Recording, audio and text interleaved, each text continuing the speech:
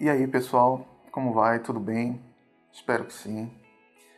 Eu sou o Antônio e, como prometido no vídeo anterior, eu vou estar falando nesse vídeo aqui justamente da fase da quimioterapia. No vídeo anterior eu falei do diagnóstico, como que eu fiquei sabendo da doença, meus sintomas, e acho que cheguei até a falar um pouquinho do início da internação. Agora eu vou falar da quimioterapia, né? Quimioterapia de indução. É aquela quimioterapia que eu digo assim, quando a gente descobre a gente descobre a doença ganhando um jogo de 7-0. Quase sem sintoma, a doença num estágio já grave, sem leucócito, sem plaqueta, sem hemoglobina. E a quimioterapia de indução, que é a primeira quimioterapia geralmente prescrita na leucemia aguda, ela é aquela quimioterapia, como eu disse no vídeo anterior, que eu comparo como se fosse a seleção que entrasse no segundo tempo para fazer os 8 gols, que precisa para vencer, para a gente chegar na remissão. Quando fui diagnosticado, no exame mielograma, ele diz a quantidade de blastos que tem no sangue. O meu estava 93%. Ou seja, ali era para ser plaqueta, hemoglobina e leucócito, e ao invés disso, eram células imaturas, ainda que deveriam se tornar hemoglobinas, plaquetas e leucócito. Mas não, a doença faz justamente elas não amadurecerem e, ao jogar nas veias periféricas o que deveria ser jogado, que são as hemoglobinas, hemácias, os glóbulos brancos e as plaquetas, acaba jogando só as células imaturas sem funcionalidade. E é por isso que a gente perde as defesas, perde o nosso oxigênio, cansa e pode chegar a sangramentos espontâneos, hemorragias e várias outras complicações devido à leucemia.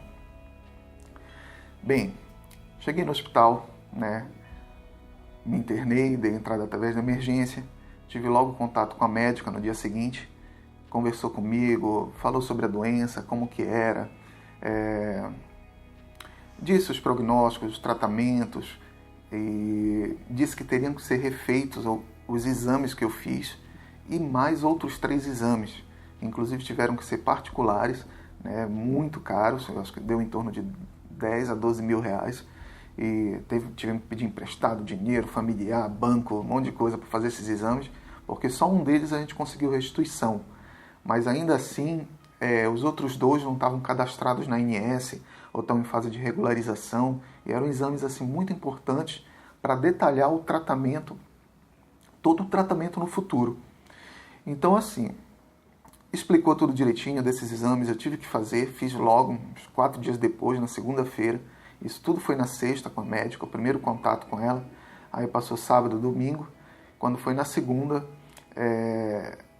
já estava fazendo esses exames, já demos um jeito de fazer para começar a quimioterapia, que já estava, digamos assim, ela já ia prescrever também na segunda ou na terça, conforme a confirmação do exame que eu iria fazer também, o exame de leucemia mais o subtipo, que aí foi realmente confirmado, a leucemia aguda, subtipo M5. Só nesse momento que foi confirmado o M5, que aí também a quimioterapia já foi ajustada para esse subtipo. E os outros 3 exames iam para São Paulo, ficariam prontos só alguns meses depois, mas o importante era que fossem feitos antes de começar a quimio. E logo depois que a médica saiu, na segunda-feira, fizemos o exame, acho que ficaram prontos na terça ou na quarta, na terça, e na terça-feira ela prescreveu a quimioterapia e a enfermeira entrou logo em seguida, Até parece meio engraçado ou não sei. A enfermeira entrou em seguida e disse assim: "Seu Antônio, a médica acabou de prescrever sua quimio e já deu encaminhamento para o senhor ir para o bloco cirúrgico passar o catéter." Aí eu falei: "O quê? Catéter?" Até então eu estava só com aqueles acessos aqui no pulso, E eu falei: "Catéter? Como assim catéter? Me explica primeiro como é esse catéter." Eu, assim, por mais que eu gosto de ler, gosto de conversar, tudo, eu nunca fui muito ligado à área da saúde. Vocês até me perdoem, se tiver alguém da saúde deve estar rindo aí, não sabe o que é um catéter, Mas assim, o mais próximo de catéter que eu sabia era aquele exame cateterismo, que a minha avó fez, a minha mãe já fez, mas o catéter em si, esse acesso, ela me explicou, como eu vou explicar para vocês. Falou: "Não, seu Antônio, a sua medicação, a quimioterapia, pelo menos essa de leucemia, no estado que o senhor está internado, vai ser feita através de um acesso central, né? Esse acesso central é como se fosse esse acesso, só que ele vai numa veia central próxima do coração. Você não vai sentir dor, por mais forte que a medicação seja, né? Porque a corrente é muito rápida, a veia é bem mais calibrosa. Sei que na hora que ela falou que eu ia precisar ir para o bloco cirúrgico, passar o catéter, eu até esqueci do diagnóstico de leucemia.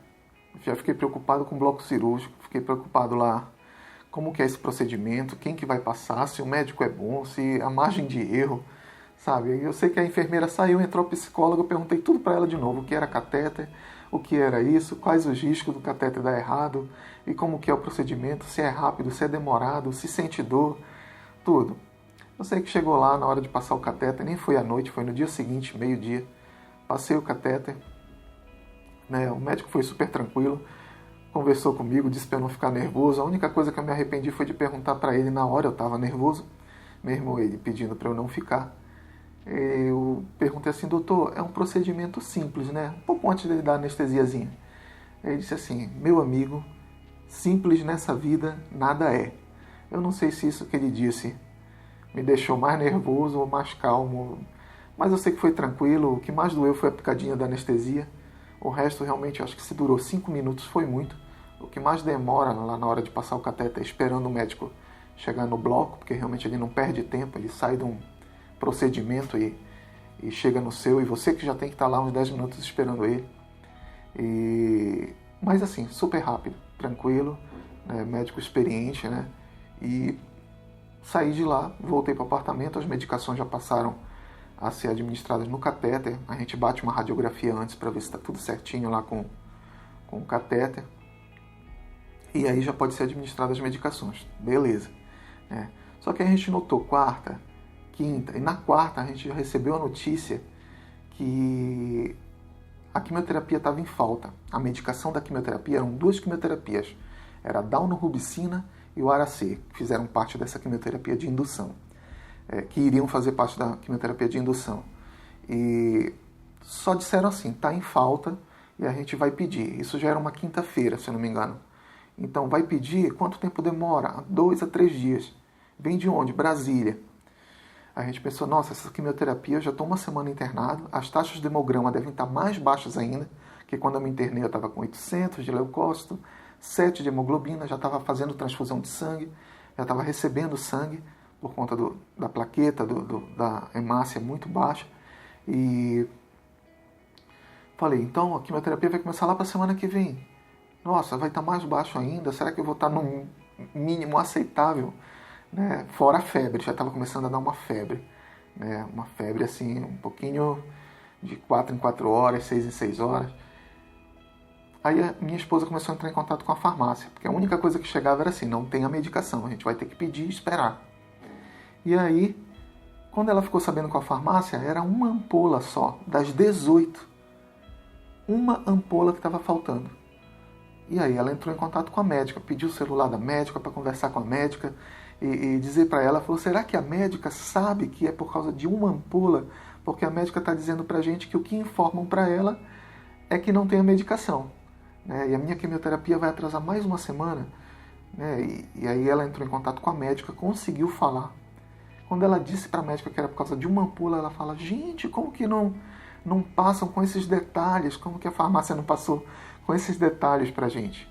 Uma ampola, claro que eu libero, porque isso tem uma margem de tolerância que a gente trabalha com peso, com várias coisas. E uma ampola, com certeza, dá para a gente uma ampola a menos, dá para a gente trabalhar assim. Não vai fazer muita diferença no teu tratamento, nessa fase inicial. E aí ela prescreveu com uma ampola a menos, a farmácia liberou às 17 e eu comecei a quimioterapia. Como é essa quimioterapia? 24 horas de infusão durante 5 dias ou 7 dias. 5 ou 7 dias. 24 horas com a bomba infusora lá, pingando ali, né? E você tem que tomar banho com aquela bomba, protegendo o catéter, protegendo a bomba. Tem que ir no banheiro, todas as necessidades que você vai fazer lá, escovar dente, urinar, tudo tem que ser com a bomba do lado, o pedestalzinho tem que ir empurrando o suporte. E assim, é algo assim que a gente parava para pensar, nossa, num dia eu estava livre fazendo tanta coisa e agora eu estou preso aqui nessa máquina fazendo quimioterapia, né? Né? E só tendo que esperar, né? Perguntei também para a médica como que era o pós-quimioterapia, quais os cuidados. Ela me explicou que eu ia ter que me hidratar bastante, além das hidratações que eu estava recebendo, ter que beber bastante líquido, tem que se alimentar, isso é muito importante, né? E foi o que eu tentei fazer. Durante a quimioterapia, eu consegui. Dizem que tem algumas pessoas que durante a quimio já se sentem muito mal, mas assim, eu consegui me alimentar normal, graças a Deus, durante a quimioterapia de indução, que é muito forte. Consegui beber água. O problema é que depois que terminou a quimioterapia, a febre começou a aumentar bastante, né? E o intervalo entre a febre, mesmo com os antitérmicos, começaram a ficar mais curtos. Então eu comecei a ter febre de 40 graus, tomava o antitérmico, 3 horas depois, 2 horas depois, a febre já voltava com 39,5, 40 graus. E aí isso foi muito preocupante, já no 12º dia pós-quimioterapia. É justamente onde os efeitos dela estão no topo. O objetivo dessa quimio é dar um stop na sua medula, né? Ela para a sua medula por mais ou menos 20 ou 30 dias e a gente torce para quando a medula voltar assim com o mínimo de doença possível, né? Voltar, digamos assim, em remissão, como eles falam, com o mínimo de câncer, com o mínimo de blastos e mais plaquetas, hemoglobinas e leucócitos nas suas veias, né? Então, todo dia exame de sangue, coletando hemograma, coletando exame do fígado, as enzimas, tudo para ver como você está. E febre alta, né? E torcendo para sua medula voltar a recuperar, porque ela voltando a recuperar, você sai daquele nível de 0 de leucócito e volta a um estado, né, normal, mas com cuidado. E aí você pode até ir de alta para casa, fica uns 10, 15 dias lá e volta para um outro ciclo de quimioterapia. Mas esse primeiro ciclo foi assim, no 12º dia, muita febre, né? Chegou um momento que eu parei de comer e estava 4 dias sem comer, bebendo pouquíssima água. Só que quando eu subi na balança, eu comecei a ver que eu estava 8 quilos mais gordo. E no dia seguinte, 10 quilos. Falei, gente... E aí quando veio a falta de ar, realmente eu fiquei muito preocupado. Aí relatei para o médico que em 2, 3 dias eu aumentei 8 quilos, né? E ele ficou preocupado, mais com a falta de ar também. E aí foi o momento que ele deu a notícia não, né? Disse que o melhor para mim naquele momento era realmente ir para a UTI. Foi chocante, porque a gente já sabia que a minha esposa não ia poder me acompanhar lá. Só são 2 visitas de meia hora, uma às 10 da manhã e outra 4 da tarde, se eu não me engano. A gente ficou triste, né? Eu fiquei mais triste também. Perguntei para ele se por acaso eu não tinha mais jeito, estava desenganado, né? Com um hemograma lá embaixo, leucemia aguda, pós-quimioterapia de indução, febre de 40 graus de 3 em 3 horas e uma falta de ar assim terrível, não conseguia respirar, né? E eu vou logo adiantar para vocês o vídeo que vem da UTI. O que é que eu tinha? O meu fígado parou de processar bilirrubina, sobrecarregando os rins, que também tiveram uma deficiência assim crítica, praticamente assim, quase pararam, mas eu deixei de urinar também, estava urinando muito pouco, e logo em seguida o meu pulmão começou a encharcar. Eu estava com uma pneumonia, com água no pulmão, cheguei a ficar com 80% do pulmão comprometido, né? Tudo isso lá na UTI, uma sepse gravíssima, né? E uma infecção generalizada. Mas assim, quando ele me encaminhou para a UTI, eu vi que seria uma nova fase. Aí me despedi da minha esposa, eu acho que ainda não fazia ideia do que eu ia passar. Eu vou deixar para contar direitinho essa parte da UTI no próximo vídeo para vocês. Eu queria fazer esse vídeo realmente só da quimioterapia. E é isso, espero que vocês tenham gostado. Eu sei que cada paciente é um paciente, cada caso é um caso. Muitas pessoas fazem essa quimioterapia de indução e não sentem a metade do que eu senti. Passam só 20, 25 dias e voltam para casa tranquilamente. Então, assim, não é regra tudo isso que eu passei. Estou mostrando para vocês o que teria sido melhor se eu tivesse me hidratado mais, me alimentado melhor, saído mais da cama, né? Uma coisa que é muito importante, tentar levantar um pouquinho, volta para a cama, levanta. Eu fiquei muito deitado ali com a costa o dia inteiro na cama, isso é muito prejudicial, né? O pulmão ele tem que ficar expandindo, ele tem que ser expandido, né? E ali você deitado, você compromete essa expansão pulmonar e pode adquirir, até uma pessoa saudável pode adquirir de repente uma complicação devido a ficar muito tempo deitado, sem tirar a costa do colchão, né? Mas é isso, espero que vocês tenham gostado. Gente, muito obrigado por ter chegado até aqui no vídeo. Eu ainda estou pegando um pouquinho o jeito de falar com a câmera. Desculpem a timidez, a monotonia. E até o próximo vídeo, gente. Deus abençoe vocês. Tudo de bom, de coração. E até lá.